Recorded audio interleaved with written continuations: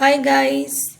তো আমরা কেমন তোমরা আছো বলো, আশা করি ভালো আছো। আর আমরা আমার স্টুডেন্টদিকে নিয়ে কিছুদিন আগে আমি মানে এই 2-4 দিন আগে আমরা বিহারীনাথ গেছিলাম। তো সেসব নিয়েই তোমাদের সাথে আমি আজকে বলবো। তো বিহারীনাথে যে ঘটনাটা শুনলাম আমরা গিয়ে, এবং শুনে ভীষণ ভয় পেয়ে গেলাম। এবং কি বলবো, ছেলে মেয়েদিকেও আমি সাবধান করে দিলাম যে তোমরা যদি মানে যাবে, পাহাড়ে উঠবে, খুবই সাবধানে। এবং আমি গার্জেনদিকেও ফোন করেছিলাম যে তোমরা পারমিশন দিচ্ছেন কি না ওনারা, কারণ আমার একটা দায়িত্বই থাকে, ওদিকে নিয়ে যায় প্রতি বছর, তোমরা জানো আমি ট্যুরে যাই এবং স্টুডেন্টরাই যায় আমার সাথে। কিন্তু এত ভয় পেয়ে গেলাম ওদের গিয়ে পরে যেসব শুনলাম আর কি। আর সবথেকে যেটা হলো সেটা হচ্ছে বিহারীনাথের যে জিনিস আমরা নিজের চোখে দেখলাম, সেটাও দেখে খুবই আশ্চর্য হয়ে গেলাম।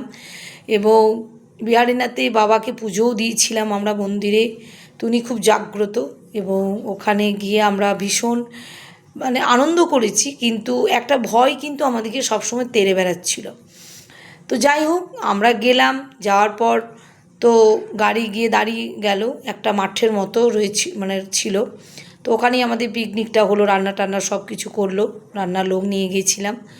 তো ওখানে স্টুডেন্টরা খেয়ে বসে খাওয়া হয়েছে। কিন্তু সবথেকে যেটা আমরা শুনলাম যে পাহাড়ে উঠতে বারণ করা হয়েছে এই কারণেই যে আমরা গিয়ে দেখলাম যে দেখলাম না, শুনলাম যে কিছু বছর আগে একটি মেয়ে পাহাড়ে উঠেছিল এবং পড়ে গেছিল, পড়ে গিয়ে মারা গেছিল। তো এবং তারপরে আরও কিছু ঘটনা ওনারা হয়তো বললেন না আমাদেরকে।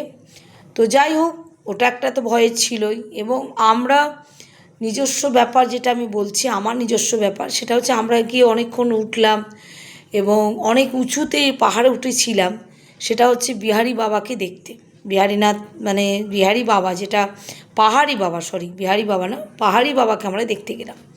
তো পাহাড়ি বাবা কিন্তু বসেই ছিল। তো ওনার অদ্ভুত, কেউ নেই ওখানে, দুটি কুকুর রয়েছে। আর আমরা অনেকটা উঠে গেছিলাম, ওখানে গিয়ে তারপর আমরা দেখলাম, দেখার পর ওনাকে দর্শন করলাম। তবে উনি কথা টথা সবই বলছেন, না বলা কিছু করছেন না। তবে ওনারা শিষ্যরা নাকি খাবার দিয়ে যায়।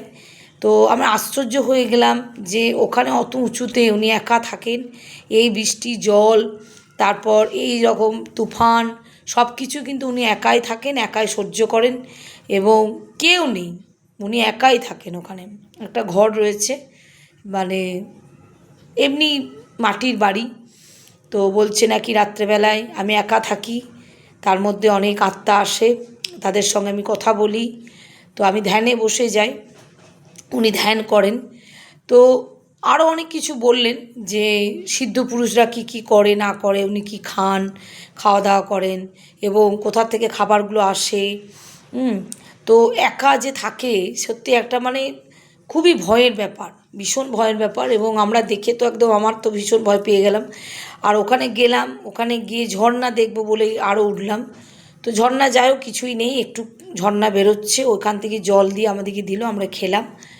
তো সব কিছুই ভালো লাগলো, কিন্তু যেটা সবথেকে ভয় লাগলো যে ওই পাহাড়ে যারাই উঠছে তাদেরকে সবাইকে আমরা বারণ করে দিয়েছিলাম যে কোনোভাবেই রিস্ক নেবে না, পাহাড়ে উঠতে গেলে কিন্তু অনেক কিছু হয়ে যেতে পারে। তো সেই কারণে আমরা বারণ করেছিলাম ছেলে মেয়েদিকে। আর এমন কি বলবো, জায়গাটা যে কোনো দোকান নেই, কিছু নেই, কি বলবো, কোনো বাজার নেই। আমাদের সামান্য মাংস কম পড়েছিল, সেই জন্য মাংস আনতে কত কিলোমিটার গিয়ে দূরে একটা গ্রামে সে মাংস নিয়ে এলো।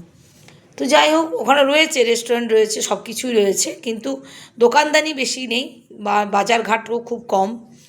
আর ওখানে মানুষজনের ভীষণ কষ্ট এবং খুবই দুঃখী ওরা, কারণ ওদের চাষবাস করে ওদের জীবনযাপন করে। আর এবার বেড়াতে যদি কেউ যায়, ধরুন তাদের কাছ থেকে টাকা পয়সা নেয়, চায়, খাবার চায়। তো দেখে খুবই খারাপ লাগলো। তো যাই হোক, আমরা গেলাম, ঘুরলাম এবং মোটামুটি ছেলেরা এনজয় করেছে। তো আর পাহাড়টা ভীষণ উঁচু, 1400 মানে ফুট মতো উঁচু, এবং আরও কিছু হবে হয়তো। তো প্রচণ্ড উঁচু পাহাড়, এবং দেখতেও খুবই সুন্দর, খারাপ কিছু না। বনে জঙ্গলে একদম প্রকৃতি একদম গ্রাস করছে মনে হচ্ছে। তো যাই হোক, আমরা এনজয় করেছি। তো পরের ভিডিও নিয়ে আবার ফিরে আসছি। টাটা, সকলেই ভালো থাকবে। এই দেখো আমরা উঠছি এই পাহাড়ে, মানে প্রচণ্ড হাঁপাচ্ছি। এই দেখো কি অবস্থা, দেখো প্রচণ্ড হাঁপাচ্ছি। এই যে পাহাড়গুলো দেখো, বসে গেছে, আর পারছি না লাস্ট অব্দি আমাদের উঠতে। মানে এতটা পাহাড়ে ওঠা মানে বুঝতেই পারছো কি কষ্টটা নিয়ে হচ্ছে, খুব হাঁপাচ্ছি। তো এখনও অনেকটা উঠতে হবে। তো দেখি, এই যে বসে গেছে, দেখতে পাচ্ছ। বিহারীনাথের কথা বেরোচ্ছে না, জড়িয়ে যাচ্ছে। বিহারীনাথ ঝর্ণাটা আমরা দেখছি, এটা হচ্ছে ঝর্ণা, অনেকটা উঁচুতে এসেছি আমরা, ঠিক আছে। দেখো জঙ্গল,